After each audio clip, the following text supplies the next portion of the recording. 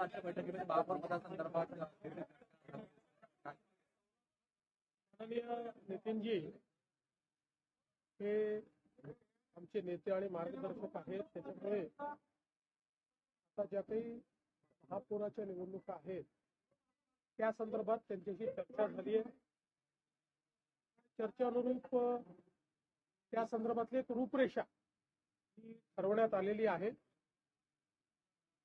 जे काही नावं आहेत त्या नावांच्या संदर्भात काही निर्णय जे आहेत ते उद्या किंवा परवा घेतले जातील आणि जी काही रूपरेषा ठरली आहे नावं फायनल होतील.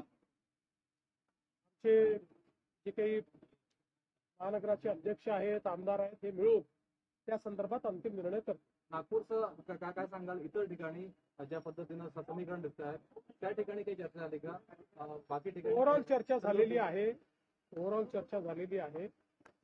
त्या ठिकाणचे जे प्रमुख आहेत प्रमुखांना आम्ही नेमकं काय करायचं आहे तशा संदर्भातली लाईन देऊ आणि त्यानुसार पुढची कारवाई होईल. सुनेत्रा पवार यांना उपमुख्यमंत्री म्हणून राष्ट्रवादी काँग्रेस पक्षाने प्रेझेंट केले जात आहे.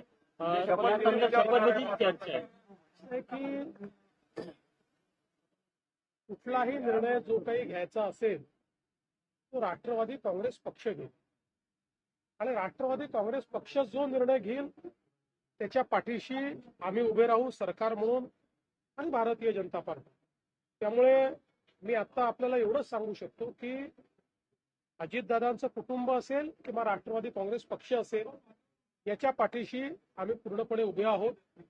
त्यांचे जे काही निर्णय होतील त्या निर्णयांना योग्य ते समर्थन आमच्याकडनं असेल. राष्ट्रवादी काँग्रेस पक्षाकडनं काही त्याचा प्रस्ताव वगैरे आला का? तर पक्षाकडनं माझ्याशी 2 वेळा चर्चा करून ते गेले आहेत.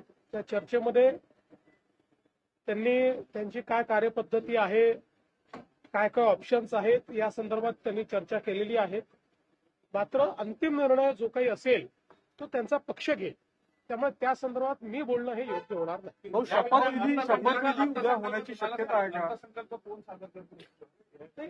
आता तरी असं आहे की अजितदादांनी भरपूर तयारी अर्थसंकल्पाची केली होती. त्यामुळे आता उद्यापासून मी स्वतः लक्ष घालून अर्थसंकल्पाच्या ज्या काही प्रोसेसेस आहेत त्या मी स्वतः पूर्ण करणार आहे आणि मग आम्ही इव्हेंच्युअली ठरवू काय करायचं. शपथविधी काही डेट ठरली का? शपथविधीची असते काही वेळ? मी तुम्हाला सगळं सांगितलं आहे. याच्यापेक्षा जास्त सांगण्याला माझ्याकडे काय. उपमुख्यमंत्री बनाया जाएगा, क्या चर्चा करना? देखिए, कोई भी निर्णय जो होगा ये निर्णय राष्ट्रवादी कांग्रेस पार्टी लेगी.